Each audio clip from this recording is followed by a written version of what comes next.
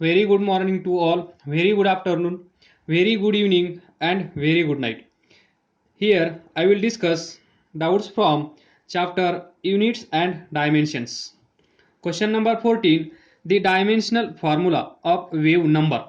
तर पहा, question number 14, dimensional formula of wave number.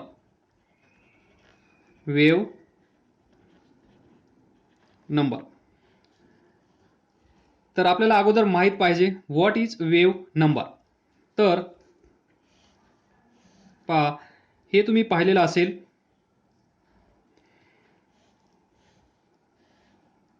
ही एक कंप्लीट साऊंड वेव्ह आहे. इथे हे डिस्टन्स म्हणजेच कोणतं डिस्टन्स असतं, हे wavelength denoted by letter lambda. Unit of this wavelength is meter m.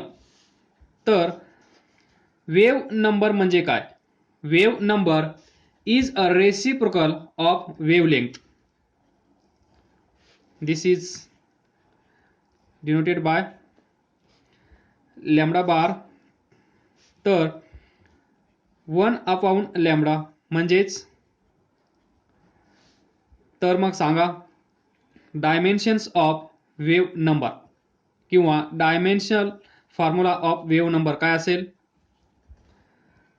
m 0 l -1 t 0.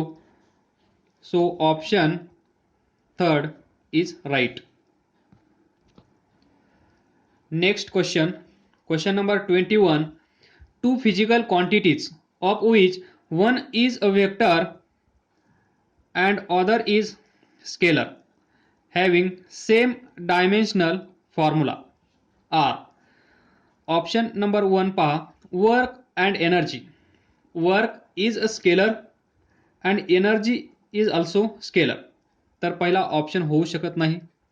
Option 2 torque. Torque is a vector physical quantity. Work is scalar. तर एक scalar पाहिजे, दुसरी वेक्टर पाहिजे. तर ऑप्शन 2 चे जे फिजिकल क्वांटिटीज आहेत त्यापैकी एक वेक्टर आहे, दुसरी स्केलर आहे. तर पहा ऑप्शन 3 इम्पल्स अँड मोमेंटम. इथे पहा momentum vector, impulse vector. Option number 4 power scalar, pressure scalar. तर ऑप्शन नंबर 4 होऊ शकत नाही. इम्पल्स मोमेंटम हा ऑप्शन होऊ शकत नाही. तर बाय डिफॉल्ट ऑप्शन नंबर 2 या क्वेश्चनचा आन्सर असायला पाहिजे. ते आपण पाहूया. Torque. Unit of torque is newton metre. Torque is defined as r cross f r bar f bar. तर metre force newton, so newton metre. तर न्यूटन म्हणजे काय? F is equal to ma. तर याचे फोर्सचे डायमेन्शन्स काय असतील? m acceleration metre per second square म्हणजेच l t -2. हे असतील डायमेन्शन्स फोर्सचे. त्यानंतर इंटू दिस लेंथ डिस्टन्स, त्याचे डायमेन्शन्स l. तर पहा m l 2 t -2 हे असतील डायमेन्शन्स ऑफ टॉर्क. तर आपण फाइंड करूया डायमेन्शन्स ऑफ वर्क. टॉर्क कशी आहे? Vector quantity. नंतर वर्क पहा, work unit of work joule. यालाच आपण असं लिहू शकतो न्यूटन मीटर. तर पहा newton into metre, newton into metre, म्हणजे याचे डायमेन्शन्स काय असतील, m L2T-2. तर डायमेन्शन्स सेम आहेत. एक वर्क स्केलर आहे, एक स्केलर दुसरी वेक्टर, आणि दोघांचे डायमेन्शन्स सेम. तर ऑप्शन 2 इज करेक्ट. पुढचा question number 22. The equation of wave is given by y is equal to a sin omega x by v minus k, where omega is angular velocity, v is linear velocity, the dimensions of k, याचे dimensions काय असतील. तर पहा, y is equal to a sine bracket solve करा omega x by v minus omega k. So here see, this is angle and angle has no dimensions, that is dimensionless. तर पहा, जर याचे डायमेन्शन्स नसतील तर आपण काय करू शकतो पहा, दिस omega x we can write omega x divided by v, या होल टर्मचे डायमेन्शन्स नाही आहेत, म्हणजेच 1. तर पहा, dimensions of omega, dimensions of x divided by dimensions of v. तर इथून आपण डायमेन्शन्स ऑफ ओमेगा फाइंड करू शकतो. तर dimensions of omega is equal to dimensions of v divided by dimensions of x. v linear velocity, that is metre per second. तर याचे dimensions काय असतील, l t-1. तर पहा, l t-1 divided by x distance. तर l इथून येईल t-1, that is dimensions of angular velocity. Now see, याचे पण डायमेन्शन्स नसले पाहिजेत, मग याला पण आपण कंपेअर करू शकतो. Omega k, that is dimensions of omega k is equal to 1. तर to find dimensions of k is equal to 1 by dimensions of angular velocity. आणि आपल्याला माहित आहे डायमेन्शन्स ऑफ अँग्युलर व्हेलॉसिटी आपण इथे फाइंड केले आहेत, t-1. तर हे काय येईल, +1. तर dimensions of this K is t-1, म्हणजेच t. तर ऑप्शन 2 इज करेक्ट. पुढचा question number 28. Match list 1 with 2 and select the correct answer. तर पहिला पहा, स्प्रिंग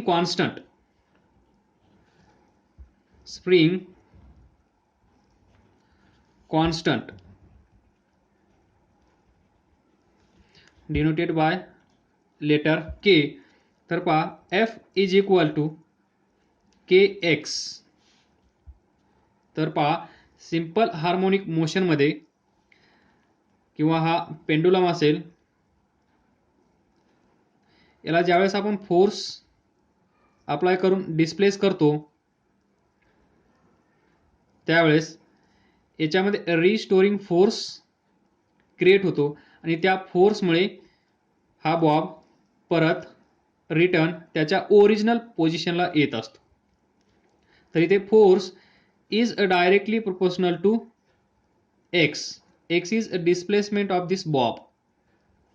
हा एवढा डिस्टन्स इकडे जात असेल, याच्यावर फोर्स एफ एक्झर्ट केलेला असेल, तर force is directly proportional to x, that is a restoring force. तर हा रिस्टोरिंग फोर्स कसा असतो, ज्यावेळेस हा बॉब इथे जाईल त्यावेळेस याच्यावर तो या डायरेक्शनमध्ये एक्झर्ट होतो, that is opposite to displacement. या साईडला डिस्प्लेसमेंट होत असेल तर हा फोर्स त्याच्या अपोजिट डायरेक्शनमध्ये असतो, दॅट इज इथे असेल minus F is equal to F directly proportional to x. त्यानंतर आपण हा प्रोपोर्शनॅलिटी साइन रिमूव्ह करण्यासाठी एक कॉन्स्टंट घेतो आणि तो कॉन्स्टंट म्हणजे स्प्रिंग कॉन्स्टंट. तर इथे मी पेंडुलमचं एक्झाम्पल दिलं आहे. तर F is equal to k x जर आपण मॅग्निट्यूड कन्सिडर केलं तर to find the dimensions of k we can write f divided by x. So dimensions of f, dimensions of x. तर तुम्हाला माहित आहेत डायमेन्शन्स ऑफ एफ. एफ म्हणजे काय, एम ए. तर M A acceleration, L T -2 divided by x displacement, distance, length. So we can write L. तर पहा L L cancel होईल, मग डायमेन्शन्स काय येतील के चे, एम टी -2. तर पहा this spring constant matches with this third. In column second M 1 L 0 T -2. Now similarly we will consider next Pascal. Pascal is unit of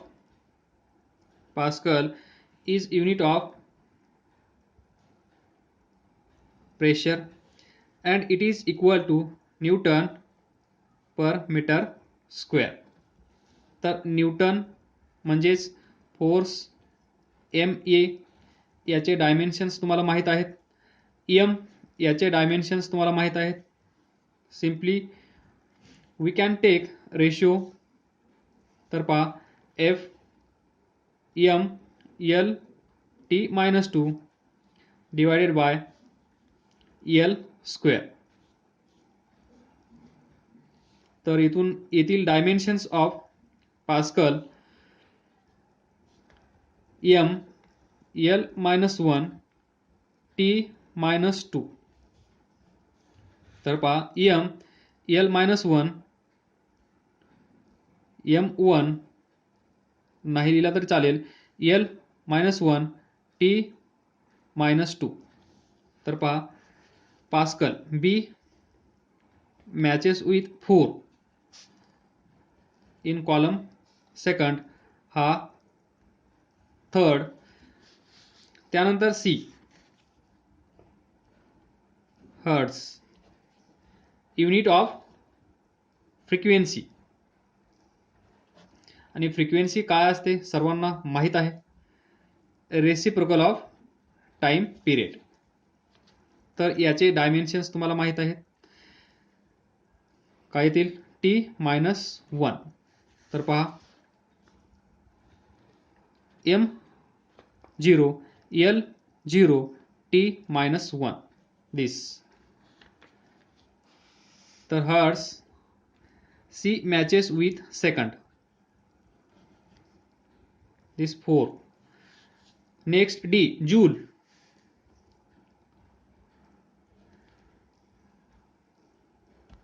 joule म्हणजेच newton metre.